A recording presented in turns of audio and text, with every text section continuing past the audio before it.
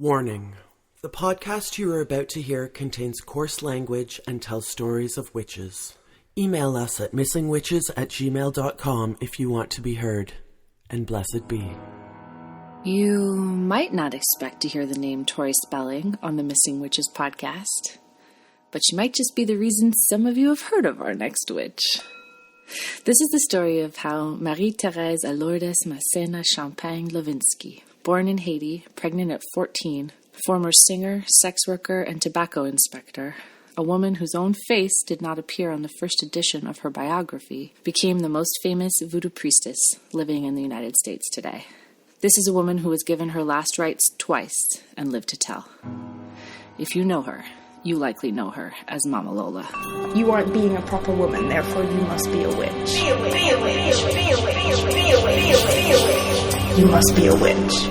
Mama Lola's biographer, Karen McCarthy Brown, describes her as a strong woman who provides the main financial and emotional support for a hard-pressed family. She's also a fighter, a survivor, who has had a hard life, but nevertheless shows little trace of bitterness from her suffering. She is a presence to be reckoned with, someone who commands the respect of others. But Lola is also a giver, a caring and empathetic person who takes pleasure in helping others.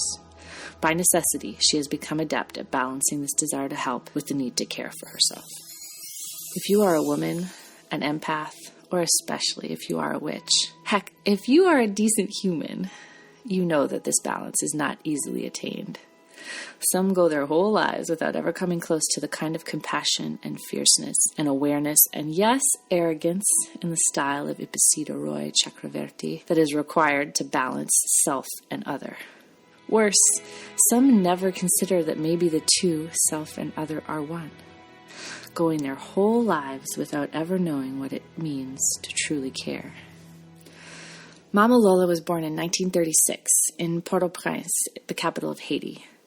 Conceived at a not altogether unfinished time when Haiti was going back and forth, fighting for the power to define its national identity, legalizing and criminalizing and legalizing what were called in the law superstitious practices.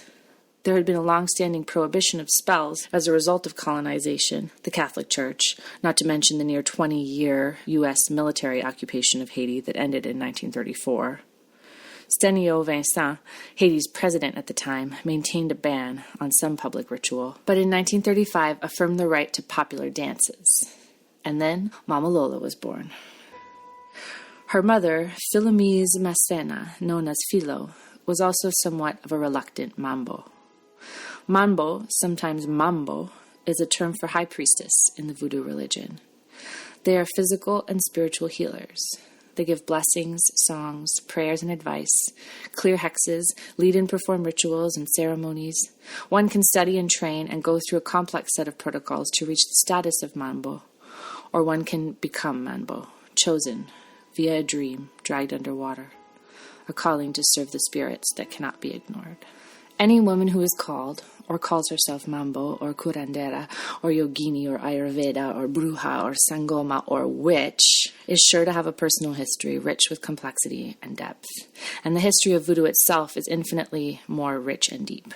We've all come across the racist, outdated Western portrayals of voodoo as a dark and evil conjuring of bad spirits and sacrifice to the devil, zombies, bloodlust, black magic. As Milos Rigaud says in his book Secrets of Voodoo, to the uninitiated, voodoo has long been thought of as a primitive form of magic and belief in ghosts. Most of what the average layman knows of voodoo comes only from misleading use of it in Hollywood horror movies and in paperback thrillers that emphasize witch doctors or sticking pins in voodoo dolls. Beyond Rigaud's mention of Hollywood, these images based on racism and control, demonizing the ancient ways and painting them as bloodthirsty, sick, and savage, have infiltrated Western culture in a very real and tangible way. One particularly troubling example comes from Mama Lola's daughter, Maggie. A patient in the medical office where Maggie once worked, upon learning she was Haitian, refused to allow Maggie to touch her. The reasons the woman gave were voodoo and AIDS. Reasons still used against Haitians today. When you brush away the dirt and cobwebs of religious racist propaganda, the passion, wisdom, and oneness of this universe is revealed. Rigaud continues, the fact is that voodoo encompasses an exceedingly complex religion and magic with complicated rituals and symbols that have developed for thousands of years, perhaps longer than any other of today's established faiths. The believer in voodoo, and there are millions of blacks and some whites who practice it, centers his hopes and fears as strongly on it as does a follower of Christianity, Judaism, Buddhism, or Islam.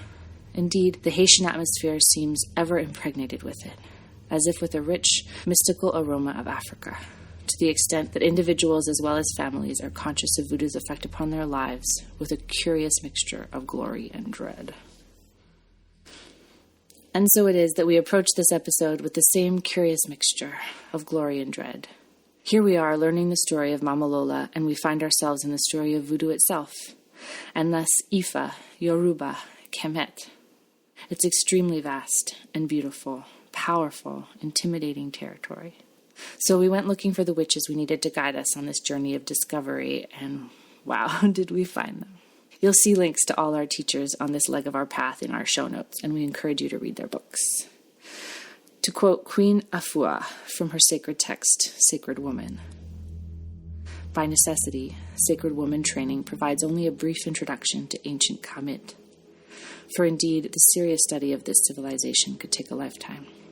I offer it to you in hopes that you will be so fascinated by the truth of its teachings that you will be inspired to explore more deeply into our rich cultural treasures.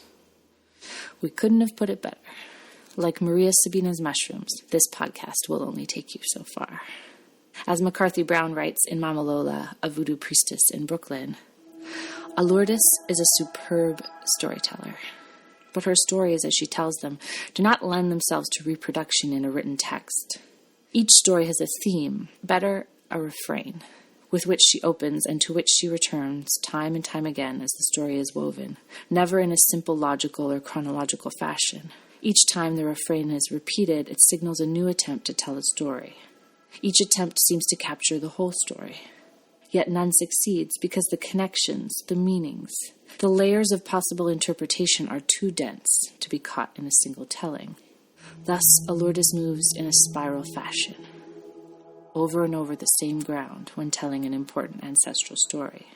Each pass over familiar turf creates redundancy, but it also brings some additional nuance or detail.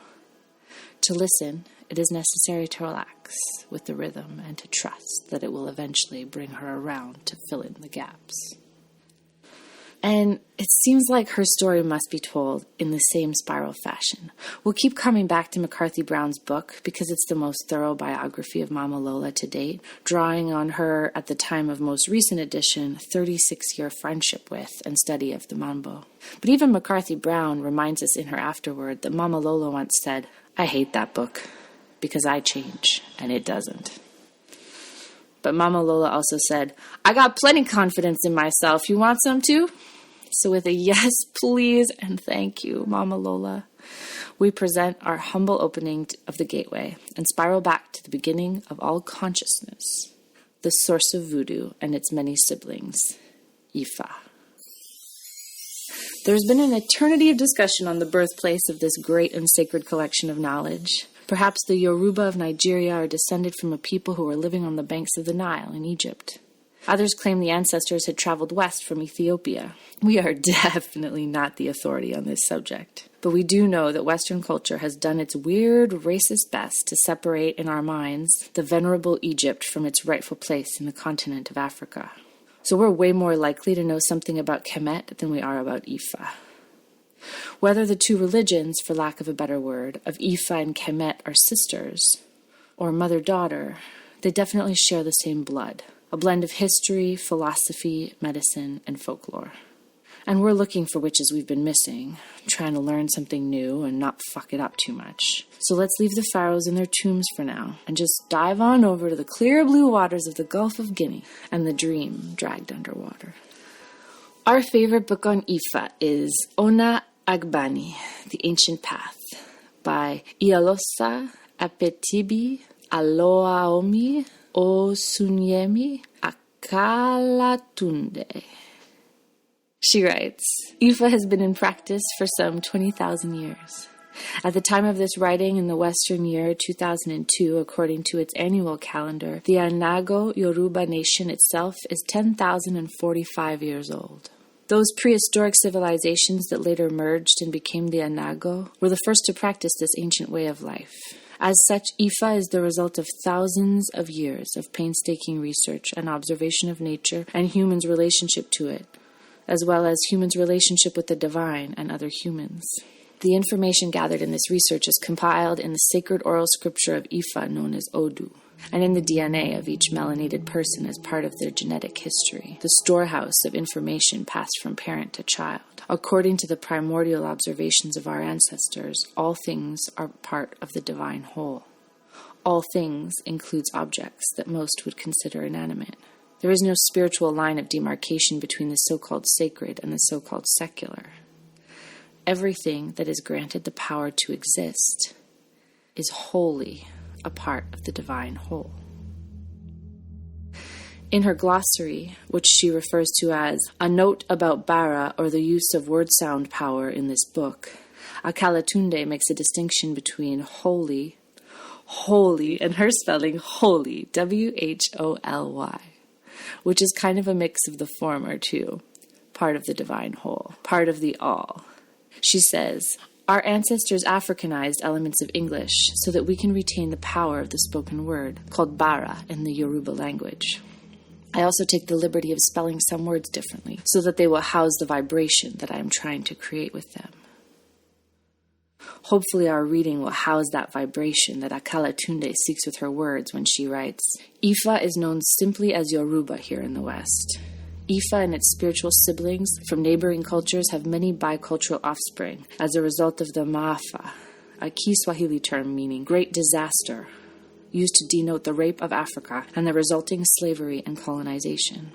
Some of the more well-known and often misrepresented progeny are Santeria, Lucumia, Voodoo, Obeah, Hoodoo, Conjure, Rootworking, and to a much lesser degree Black Church. These offspring represent the mixture of African culture with Native American culture, with elements of Eurocentric Christianity thrown in. Our enslaved ancestors used these spiritual systems to protect themselves and their families during captivity. Therefore, hoodoo, voodoo, rootworking, and any other practice that contained African spiritual elements were deemed wicked and evil by the slave masters. Akalatunde goes on later in the book to explain the presence of Eurocentric Christian elements, these being particularly visible in Santeria, where Catholic saints with relatable traits were used as substitutes for orishas to allow for a more public worship. She writes, with the Maafa, in which millions of Africans were captured and placed in captivity, our ties to our villages were severed and the priests and priestesses were thrust together. This catastrophe forced them to merge all of their wisdom into one common practice. Maafa marked the beginning of Ifa in its current Western state. This form is known as Orisa worship, Santeria, worship of the saints, Sango Baptiste, Lukumi, Makumba, and a myriad of other names. Many of these practices also added Native American elements that were introduced to the practitioners on these shores. These new practices were also forced to include Euro-Christian elements, which allowed the ancestors to camouflage their practices and thereby survive in an environment created to destroy them. And so it went that Maafa exported Ifa across the world in the most terrible way, through the bodies and spirits of the slave trade. Ifa has always been passed down via practice, DNA, and Odu, the oral tradition. But with Maafa, the necessity of an oral tradition became especially important. Because of this, many words have a variety of spellings and pronunciations. Spirits go by many names. Mixed up and redistributed, the words and names may be different, but the concepts are largely the same, and in fact have much in common with the Western contemporary notions of paganism and witchcraft that they no doubt influenced, or more likely begat. Herbalism, meditation, earth and sky-based spiritual systems, offerings, gratitude, manifestation, and dreams. But Ifa, and especially Voodoo, have their faith woven into a complex and deeply public, personal, whole-life relationship with Loa. The Loa must be paid. Loa, also known by many other names, including Les Mystères and the Invisibles, are spirit realm representatives of the One. Olodumare, Bondye, the sum total of all consciousness. Some speculate that it was an ancient foreign misunderstanding of this notion of oneness that led to the monotheisms of what we know today as Judaism, Islam, and Christianity. Loa can be understood as kind of akin to spirit guides from all cultures. Jinn in Islam, for example. Not angels, because the binaric opposition of good and evil doesn't hold as much space here. So not angels, but ancestors. More like messengers, receiving and delivering messages to and from Bondye. Messages are sent from humanity to the divine via service, prayer, offerings, dance, drums, and many multitude of other thoughts and actions. But again, the loa must be paid. A lot of the ritual of voodoo takes the form of specific offerings to specific loa. They each have their own tastes. There is much contemporary discussion of orisha and loa, as they are not synonymous. Or they kind of are, or they definitely aren't. Again, the necessity of oral tradition after Mafa means there is no one set of rules, or of spellings, or of names, or terms, or gods. As Nigerian Babalawo, high priest in Ifa, Osuniye Alajide Ifa Tunmo writes, people often ask me if there is a complete written copy of the Vodou Ifa. However, within the Vodou Ifa, it explains that there is no Babalawo who knows all of the Vodou Ifa, because the pages in the Vodou Ifa are infinite. It is like asking if there is a complete written copy of the science of the universe. No such book could ever be written. However, that doesn't mean that there aren't books about science, or condensed versions of the Vodou Ifa. Of Ifa's connection to voodoo, Karen McCarthy Brown writes, it can be argued that Haitian voodoo is closer to its African roots than most other forms of New World African religion. Voodoo's closer ties to its African origins are primarily a result of Haiti's virtual isolation from the rest of the world for nearly a century following its successful slave revolution. Haiti has a truly remarkable history of survival, magic, and resistance. Legend has it that it was the Orisha Ogun who planted the idea of a revolt into the heads of Haitian slaves and Maroons, a term for Africans who had escaped from slavery, mixed with indigenous people, and formed independent settlements. And it was Ogun, aka Papa Ogu, who helped them to victory in the Haitian Revolution of 1804. If you want a primer on the Orishas, maybe check out 7 African Powers, the Orishas, by Monique Joyner Sidlak. It's a great, quick jumping-off point for study. She says, collectively, these 7 Orishas symbolize a force that offers guidance and strength during all our troubles and hardships. She writes of Ogun as having the status of a protective father figure.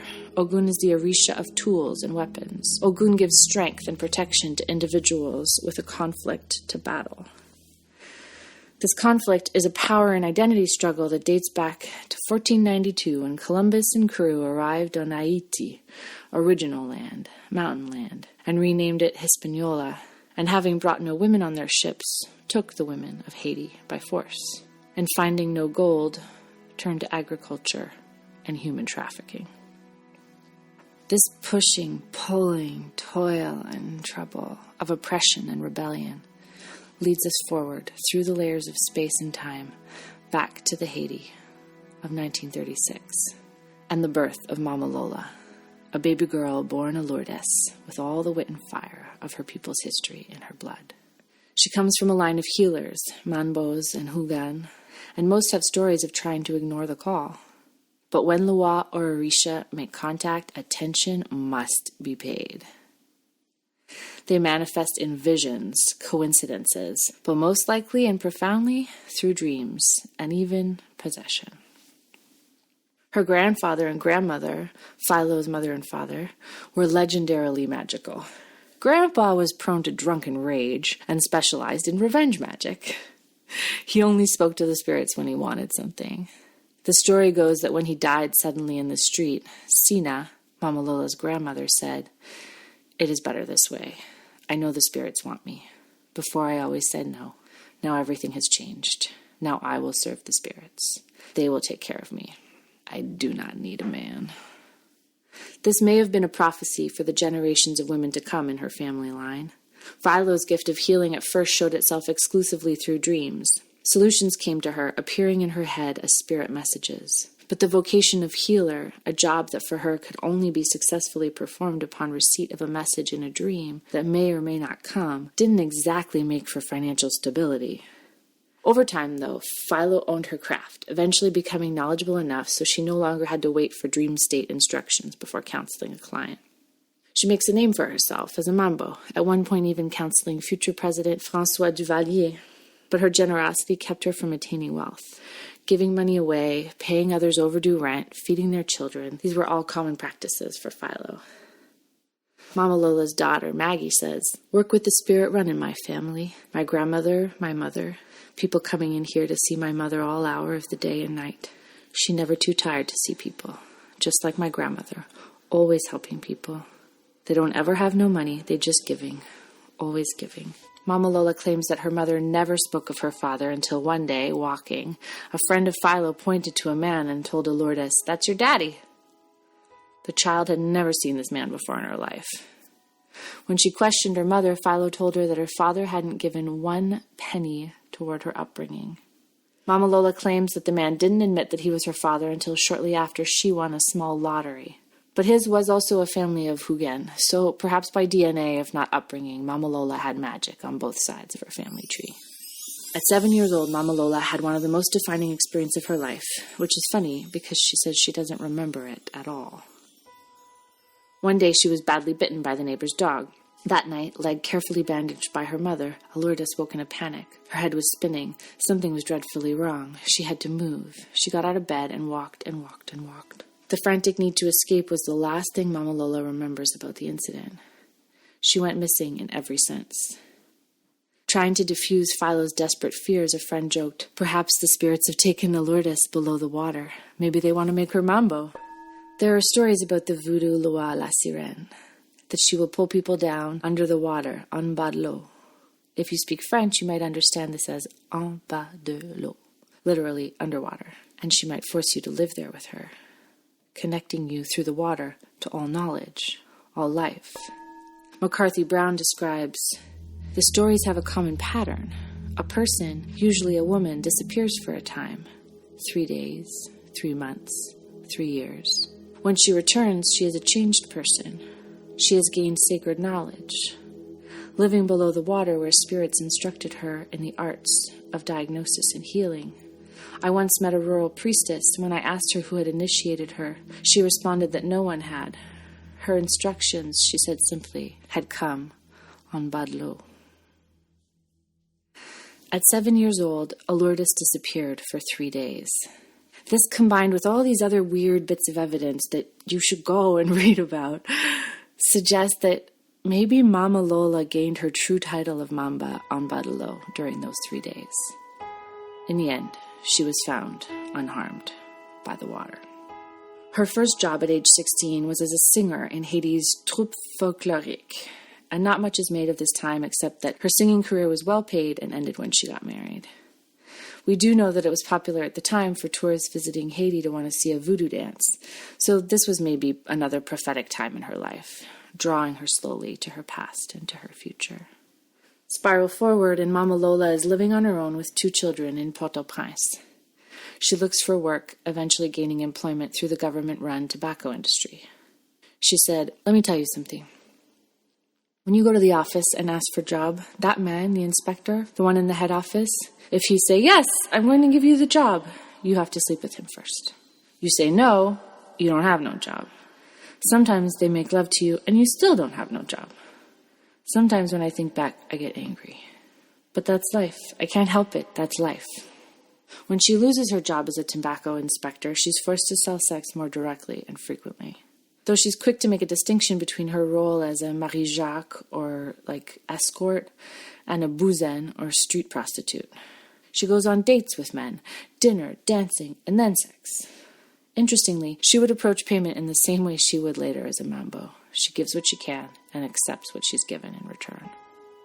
Back then, there was no other way for her to buy food or pay her rent or her children's school fees. Sex work is not the defining moneymaker in her life, certainly, and we might have glossed over it, if not for Mama Lola's own words to Karen McCarthy Brown. "You gotta put that in the book, because it's the truth, right? Women gotta do all kind of thing, right? I do that to feed my children, and I am not ashamed. Of course, women having to sell their bodies is nothing new. One woman McCarthy Brown met in Haiti joked that she was going to market to sell her land. When asked what land, the woman hooted and grabbed her crotch, laughing, "I can sell my land anywhere." But the power and resilience of Haitian women is also notorious, no more notorious than anywhere else.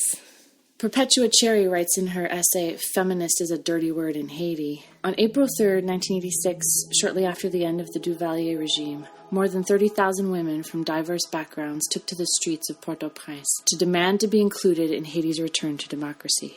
The 1986 march, organized by more than a dozen grassroots groups, called attention to sexual and gender-based violence, women's financial exclusion, lack of access to health and education, among other issues. For many women who participated in this march, including my mother, it was the first time they felt socially empowered. Despite a few critics, the event was well received and marked the renewal of Haiti's women's movement, eventually contributing to the creation of the Ministry of Women's Affairs and Women's Rights, Haiti's participation in the 1995 Beijing Conference, and the ratification of the Belém do Pará Convention. When Alourdes was in her 20s with 2 children in Port-au-Prince, life was hard. She had become pregnant for the 3rd time, not by a client, but by a dear and trusted friend and lover. He deserted her when he found out she was carrying his child. She says she and her children went to bed hungry on more days than she'd like to remember. This 3rd child, a son, William, was born with meningitis. Mama Lola took him to the hospital and was given a prescription for drugs she couldn't afford to buy. The lights turned off from non-payment, she sat in the dark, cradling her sick child in her arms, weeping. So when she asked her brother living in New York for money and he instead gave her the option to join him, she packed her bags and arrived in Brooklyn in 1962 with stars in her eyes. Before she left, she told her mother, "I'm going to that city, a lot of stars, beautiful, oh boy, and I don't think I'm going to need no spirit in New York." She laughs. And I was wrong. Even her first attempt to apply for a visa was greeted by the American embassy official with a sneer. "How do I know you're not going there to work as a prostitute? How do I know if this man is your pimp and not your brother?" So maybe this unwelcome should have tipped Mama Lola off to what was to come. She leaves her 3 children in the care of her mother Philo and arrives in Brooklyn in 1962. By December of 1963, she's dying. Before Christmas, I feel sick. My stomach, my chest. Oh boy, I can't sit down. I can't lay down. I can't stand up. I can't breathe also. I feel I'm going to die. I say, "God, please save me. God, what happened to me?" Then I think of my 3 children in Haiti, my mother, my family. They bring me to Jewish Hospital in Prospect Avenue. I got fever of 106, and they put me in emergency room. I was so sick, and I don't get better. On January 8th, the priest arrives in her room to give Mama Lola her last rites. Diagnosed with an infection in her intestine, she's operated on, kept in hospital for a couple more weeks, then discharged. Or as she put it, "I feel all right. They put me out." You know, when you come from the hospital, you're supposed to go back for treatment, but I don't go back because they ask me, "Bring your passport and alien card." They ask me, "Where your family live in Haiti?" They ask me that. They ask me that. And I give the address, but when I tell my friend Carmen, she say, "Oh yeah, if you go with your alien card and your passport, they're going right the government in Haiti make them pay. Because when you operate, it's very expensive, and I don't have no money to pay." She say, "They're going to send you back to Haiti." I get scared, so I never go back. That time, I don't know what is welfare. I don't know about welfare at all, and nobody don't tell me. No, nobody don't tell me if you're sick, you're not working, you can go someplace, they can help you. Nobody tell me that. But everybody friend help me. You see me, you give me $2, $3. If I come in your house, you give me a plate of food, you know. That's the way I survive. Mama Lola continues, "When I leave Jewish Hospital, I'm okay. I eat until I got my strength back. That time I go back to work. But 3 months after, I get sick again. I get sick again. Same system, same time. They call priest again. They give me last rite again. That's twice I got last rite. Twice. This time they tell me I got bad heart. I got all kinds of sickness. But it's not true. When I come from Wyckoff Hospital, I got no place to live because I don't have no money. I can't pay no rent. So I meet a lady in the street, Yvonne Constant. She know my family in Haiti. She say, "How come you so skinny? Poor girl, come into my house." That lady give me a big plate of food when I reach her house. Oi, rice and bean, a big fish, boiled plantain. I eat, sweetheart. She give me food, she give me place to live. I sleep in her house and she give me food. I don't know what happened. I always sleeping and I can't work. One day somebody tell me, Beatrice want to see you. Beatrice, my sister-in-law. Sunday afternoon, I got clothes on me and I go there. When I first come to New York, I live in her house. But we don't get along too good and I don't see her for a long time. You know me, I don't go to people I know to ask or beg for nothing. So I see her, I just say, Aunt Bebe, people tell me you was asking for me. What happened? My mother? Something in my family? She say, no, nothing don't happen in your family. I want to see you because I got a dream about you. I say, oh yeah? Very serious. She say, I don't know if it's serious or not. She say, I dream I see a mountain man on 42nd Street. She say, in that dream, she have to cross that street and everybody's standing just waiting for the light. She look at that man. She say, they got mountain man in New York too? When they give the green light, she just walk. And one lady behind her say, hey, madam, that man call you. Baby say, what man? When she turn her head, she see the mountain man. She went to the mountain man and she tell the mountain man, hi. And he say, hi, cousin. And baby say, you want to speak to me? And he say, yes, cousin. And he tell baby, you know Philo? Baby said, Philo, yeah. Did you know Alourdes? Baby say, yeah, I know Alourdes. And the mountain man say, tell Alourdes if she dressed like me, everything gonna be beautiful. Baby say, really? And that man walk maybe 3 or 4 step, and baby don't see him no more. And boom, the clock. And she say, what time is it? It was 6:30 in the morning. And when she wake up, baby say, I understand that dream. I understand. I have to see Alourdes to explain her that. Because she know my mother have spirit, you know. So she say maybe Alourdes' mother's spirit come and talk to me. Maybe that man, cousin Zaka. Cousin, Creole for cousin, Zaka is a Haitian Loa.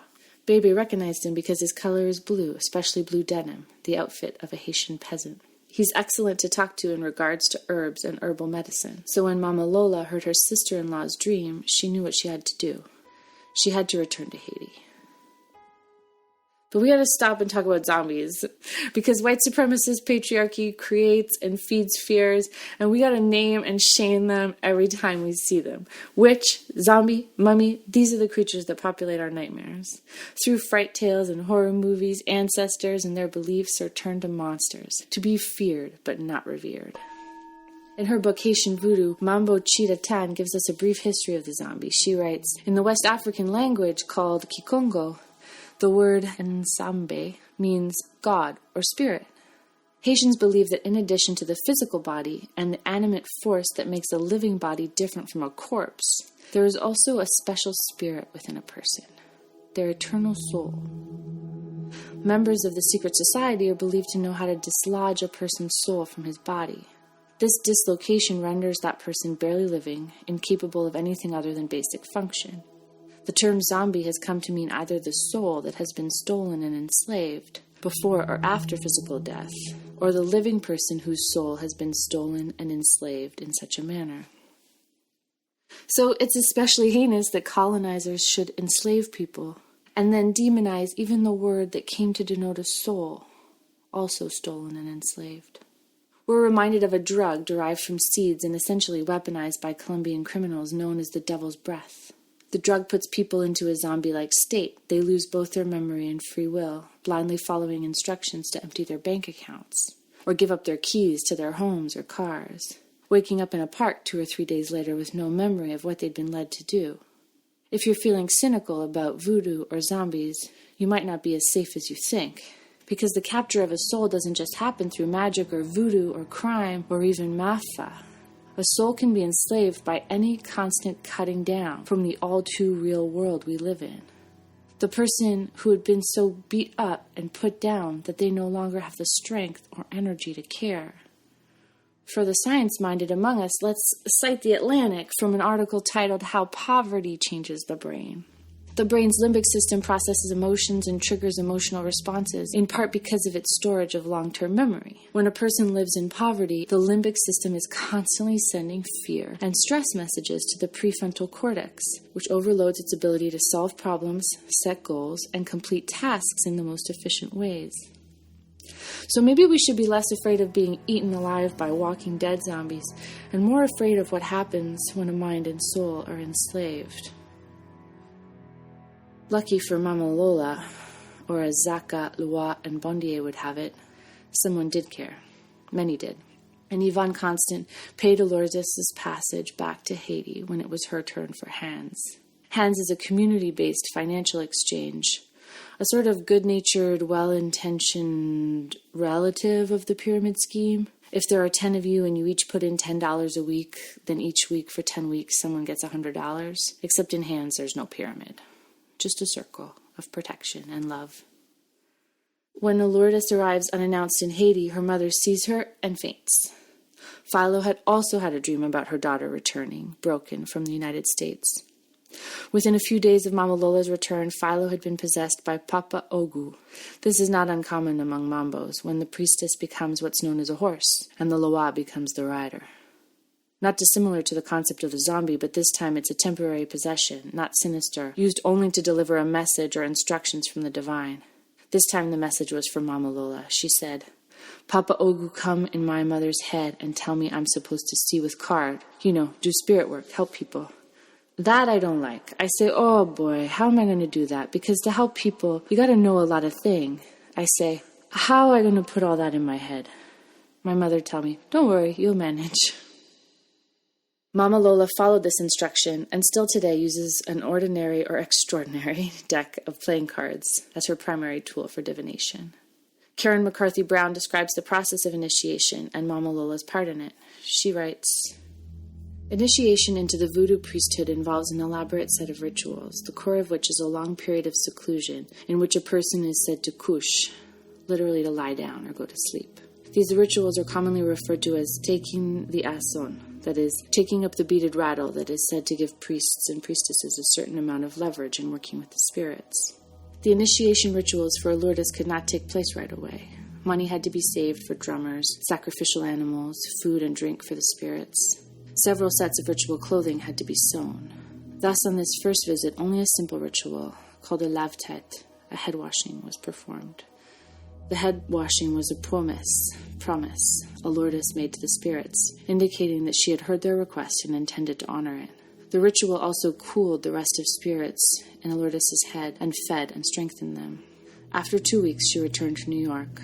But before she left, she promised the spirits that she would return to Haiti to couche as soon as she had $700. The spirits eased their discipline, and although life in New York continued to be demanding, there was a noticeable turn in her luck after this first trip to Haiti. Before she left New York, Alourdes had been unable to find employment, but on the day after her return, she found a job in the laundry at the Brooklyn Hebrew home, a position she held for 2 years. During this interim period, Alourdes also moved step by step into the role of healer. I start to help people, little by little, start to do things. You my friend, you got trouble, anything. Love, sickness, you come to me, I help a little bit. I try to help. Everything I do for them is good. No complaint.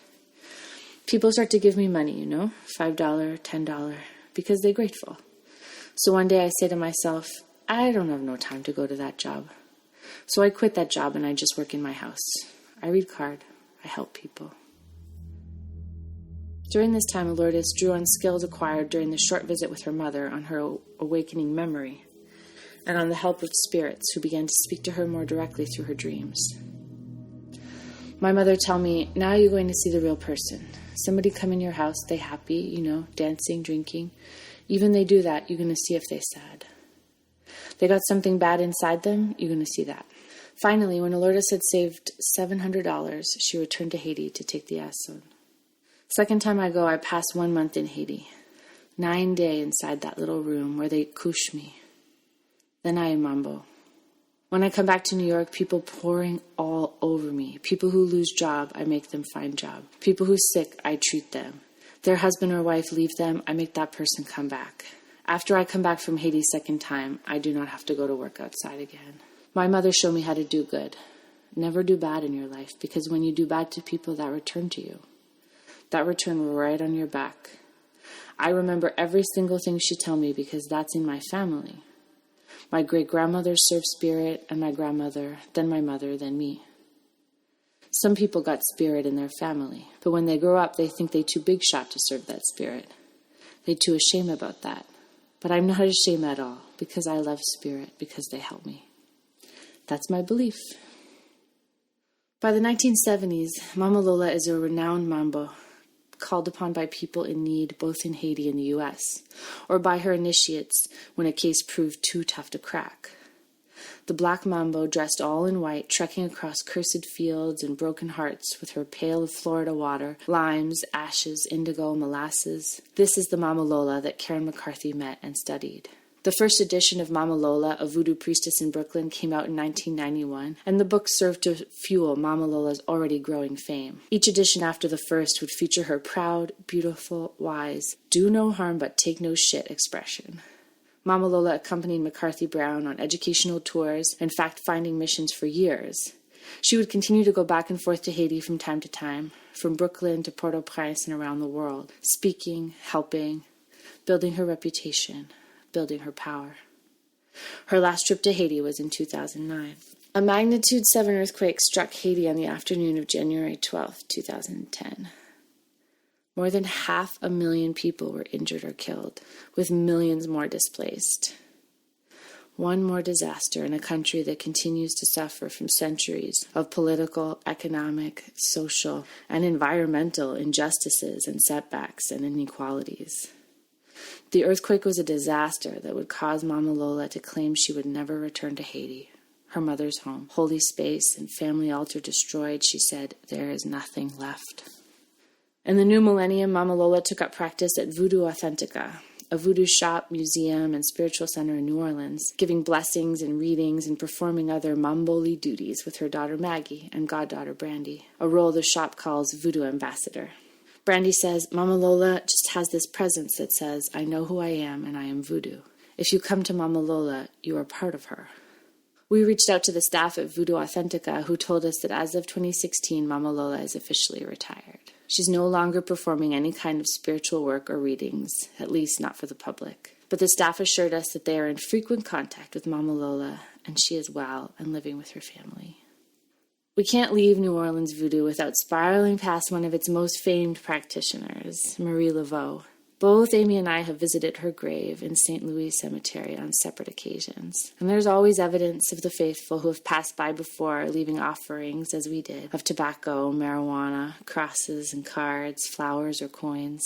At some point, drawing X's on her grave became the habit of those visitors seeking Marie Laveau's help from beyond. But this damages the tomb and is discouraged by preservationists. In 2014, a restoration of her tomb was completed. A large fine is now in place for any visitor who attempts to write on the grave. You've been warned. So let's spiral the story backward one more time to 2007, at the doors of a sprawling California starlit mansion. Maybe as you enter, you roll your eyes and wonder what Mama Lola is doing there. On this day, in this place, Alourdes might say to you, as she has said in the past, I just do what I want. Nobody don't tell me my business. What they mean? White people can't have no spirit? Spirit for everybody! While it's clear that Mama Lola's relationship with Tori Spelling deserves no more than a footnote in her rich history, we can't help but remark on the absurd balance that life and magic can produce. And it's frankly glorious to see Tori, the poster child for moneyed white privilege, trusting and recognizing the power of the Haitian mambo. And maybe we can admit to getting a bit of a postmodern thrill from watching Mama Lola pelt Tori with her special blend of herbs, oils, and ice-cold water. We'll link you to the video in the show notes. But the best part of Mama Lola's interaction with the star of Beverly Hills is the manner in which Alourdes replies to Tori's complaints. It's cold, Tori shrieks.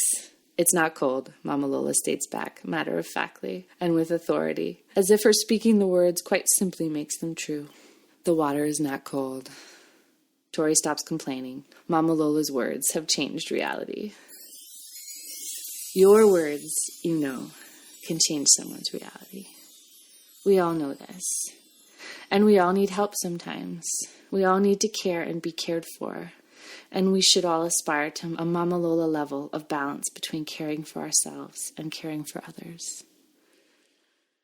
So as we send you off to praise your ancestors and ruminate on the notion of care in your own healing journey, we ask Elegba, safekeeper of Ashe, ruler of doorways, standing at the crossroads of human and divine, to bless us and you as we offer up a splash of Florida water and a quote from Mama Lola one last time. I help all the people, big people, small people, poor people. I'm there to help anybody, and all the people I help become my friend, my family. Papa Legba, open the gate. You must be a witch. Thanks for listening to the Missing Witches podcast. If you like our podcast, please share it with your witchy friends or your witchy aunts.